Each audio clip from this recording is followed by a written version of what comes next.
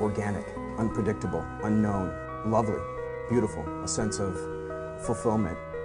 This is part of the pleasures of life and not the chores of life.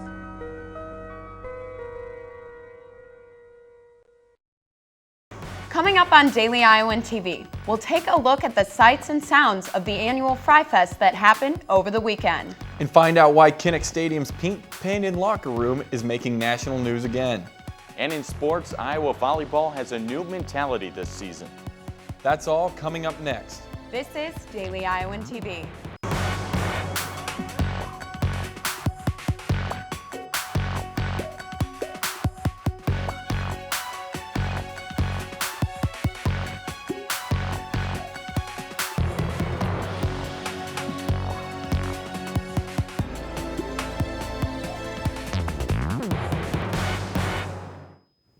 Good evening and thanks for joining us. I'm Greta Miley. And I'm Tanner Sigworth.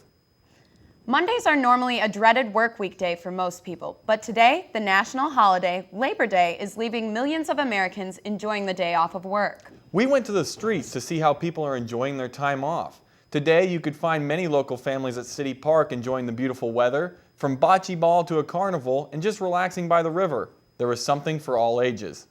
Time off. Nice visiting family, beautiful weather, the sun, the breeze, everything you love about Iowa. Labor Day honors American workers that have contributed to the strength and prosperity of the country. The 6th annual celebration of Fry Fest took place in Coralville Friday to pay tribute to former Hawkeye head coach Hayden Fry. Fry, who is now 85, did not attend the celebration in recent years. Hawkeye fans were treated to a special appearance by the legendary head coach. I went to the fest to see the Hawkeye spirit all around. Now we are going to get to an introduction of possibly, I say possibly, one of the toughest football coaches in the history of college football. This is the guy who went to 14 bowl games, 3 of them Rose Bowl, and brought Iowa football to prominence. I want you to join me in thanking Hayden Fry for bringing us 20 years of a high torch picnic.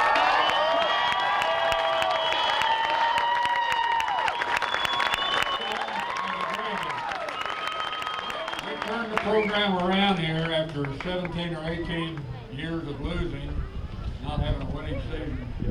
In our 3rd year, we win the Big Ten and go to the Rose Bowl. The reason I'm bringing this back to you is you people were mainly responsible because of your loyalty and your love of the Hawkeyes, and we're so grateful.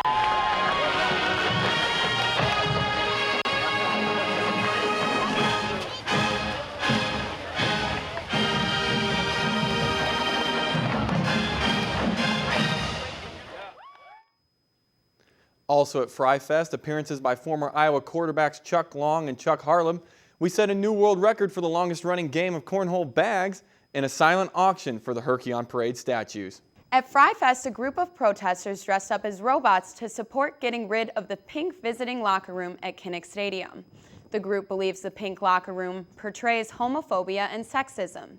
UI Communications professor Kimbru McLeod organized the protest called the Million Robot March. The theme is robots because McLeod heckled President Clinton in 2008 wearing a robot costume.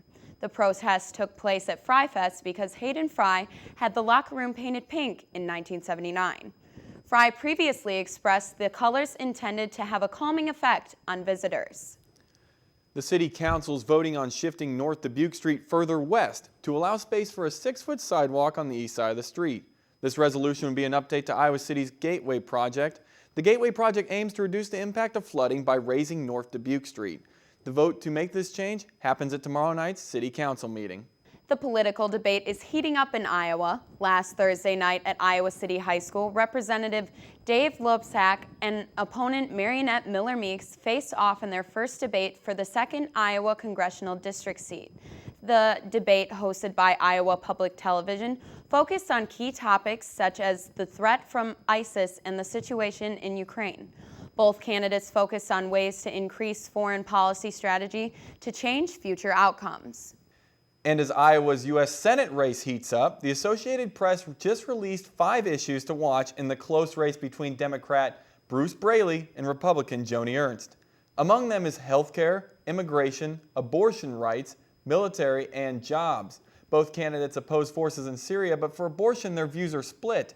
Braley supports the right to choose, while Ernst wants to amend the Constitution to guarantee an inalienable right to life. Make sure to stay tuned into the Senate race and other political news every day with the Daily Iowan. Still to come on Daily Iowan TV, find out how actor Jeffrey Tambor's visit to Iowa City went. And what changes the video streaming service Netflix makes. But first, last night Iowa City had some severe weather pass through, along with the entire state of Iowa. That's right. Let's hand it over to Abby Meyer, who's standing by in the weather studio. Abby, how's the weather looking for the rest of the week? Well, guys, it looks like a clear and warm day coming out of the holiday weekend. Tomorrow will be full of clear skies and warm sunshine. The day will start off with a low of 58 degrees in the morning, moving to 77 degrees in the afternoon, and climb to a high of 81 degrees by late evening. But as the week continues into Wednesday and Thursday, a chance of showers makes it way back into the forecast, with temperatures rising to the high of 80s. Rolling into the weekend, temperatures should cool off to the mid-70s, just in time for tailgating during the game against Ball State this Saturday. You may see a little overcast for the game, but it looks like a mostly dry weather ahead. Thanks, guys. Tanner and Greta, back to you at the desk. Thanks, Abby. Last Thursday night, the University of Iowa's Memorial Union filled with students, teachers, and other community members for a famous lecture visit. Actor Jeffrey Tambor visited the campus as a guest lecturer for the UI Lecture Committee's lecture series. Tambor spoke about his acting career, generational differences, and his experiences teaching. Local radio station KRUI and the Daily Iowan sat down with Tambor before the lecture for an in-depth interview, where they talked about both the acting world and his personal life. I would say adore everything. Adore everything. Don't wait for someone to hand you a check to be happy. Be happy now. Tambor says he hopes his experiences can help to inspire young people to follow their dreams. A new event is coming to the heart of downtown. The university's international programs has partnered with Film Scene, a nonprofit cinema arts organization, for a live talk show program called World Canvas. Once a month on Tuesdays, guests will informally discuss internationally related topics at the Pedmall Theater. The show will be split into 3 live 30-minute segments and later broadcast. The show is free and open to the public. The first World Canvas show is Tuesday from 5 to 6:30. The topic is the passion that drives innovation. In sports news, the Big Ten Network aired a new University of Iowa promotion during Saturday's game against Northern Iowa. The 30-second spot promotion, called You Can Find It at Iowa, reaches a national and local audience, promoting student success, high-ranked academic programs, and job placement rates. The promotion will reach over 52 million homes during Iowa athletic events on the Big Ten Network. And Iowa football had themselves a good weekend, beating out the University of Northern Iowa 31-23. That's right, Tanner. But a lot of other Iowa sports in action over the weekend happened. Catching us up on all things black and gold, we'll now toss it over to Zach Mackey in our sports studio. Zach? Thanks, Tanner. Hello and welcome to the Daily Iowan TV Sports Studio. I'm Zach Mackey. On this Monday edition of the program, we take a look at how the Iowa volleyball team plans to improve under a new coach. But first, news from the Iowa Soccer Complex. Iowa Soccer was in action earlier today at home against Butler. Head coach Dave Diani and squad improved to 4-0 on the season with a 3-2 win over the Bulldogs. Chloe Lacoste, Aubrey Larson, and Melanie Pickard each accounted for a goal in the win. The Iowa field hockey team has been vocal in their opposition of the firing of former head coach Tracy Griesbaum. Over the weekend, the team posted this photo to their Facebook page called Reinstate Tracy Griesbaum. It shows them in warm-up shirts with the letters TG that read, "We support our coach." Griesbaum was fired on August 4th after allegations of bullying. And to fill us in more on how these teams performed, I'll toss it to our Monday evening whip-around crew. Take it away, guys. Hello and welcome to our Monday evening whip-around. I'm Jessica Foubert out here at Carver Hawkeye Arena to talk about the volleyball team. This weekend, the ladies opened up their season at the Texas A&M Invitational. They fell to the Aggies, but rallied to beat UTSA and swept Tulane. But head coach Bon Szymanski said he was proud of the team and that it was great to win. The freshmen Jess Janota and senior Alex Lovell were named to the all-tournament team. This weekend, they'll be back in action at the Arizona State Invitational. Now to talk about soccer, I'll toss it over to Austin Luce. Austin? Thanks, Jessica. I'm out here at the University of Iowa Soccer Complex where the Hawkeyes won their home opener last Friday night against the Fresno State Bulldogs by a score of 3-0. This Friday, the Hawks will travel to Ames to take on the 2-3 Cyclones in the first of many Cy-Hawk games in the 2014-15 school year. Now I'll send it over to Taylor Bartz where she's at the women's field hockey field with more info on that team. Thanks, Austin. I'm here at Grant Field, home of Iowa field hockey, where the university's 20th ranked Hawkeyes just wrapped up their weekend at the ACC Big Ten Challenge in Chapel Hill, North Carolina, finishing 1-1. The Hawkeyes beat number 11th ranked Wake Forest by a score of 4-1 and came up short against number 2 ranked North Carolina, also 4-1. The Hawkeyes will return to action this Thursday at their home opener against number 6 ranked Virginia. That's going to do it for us here on this week's Whip Around. Back to you in the studio. Thanks for that, guys. While it's still too early to measure success under new head volleyball coach Bon Szymanski, I caught up with the team on what they're trying to do to be #great today. Iowa volleyball has struggled in the past, but the Hawkeyes with a new coach have a new mentality. When you believe that you can win, that's when you will actually do it.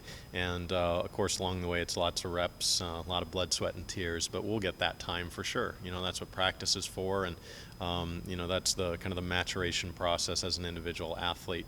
But that's technical. Szymanski says volleyball is no different than any other sport. A lot has to do with your attitude, and he is changing the attitude through social media. Great today is our slogan this year that we're using with our team, and it's just the challenge that we have to make sure that everything we're doing every single day, we're striving to be our individual best, and then that will help us become our collective best as a group.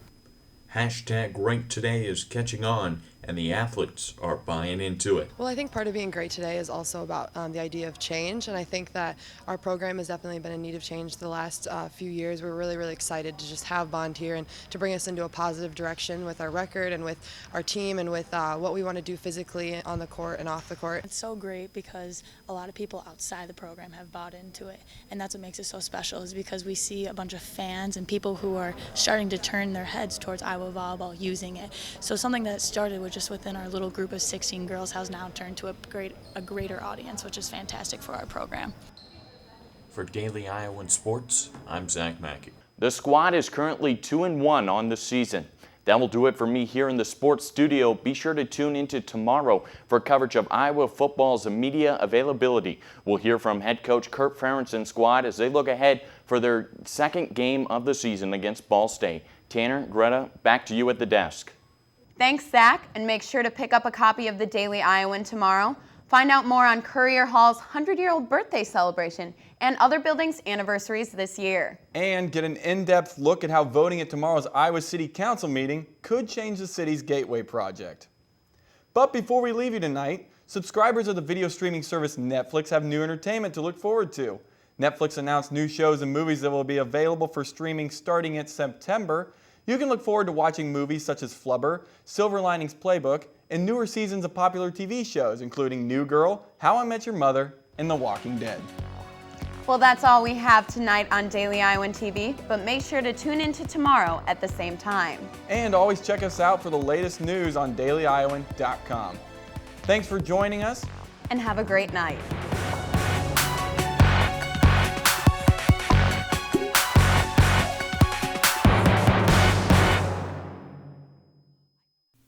Can't pick up a copy of the Daily Iowan?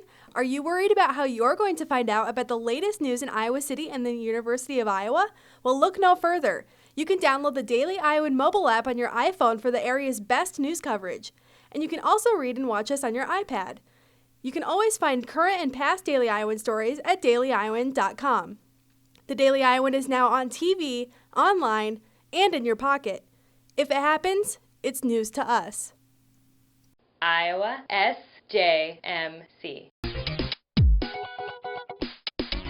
I joined, and now I make videos for the university. I joined, and now I work for the most trusted news source in America. JMC.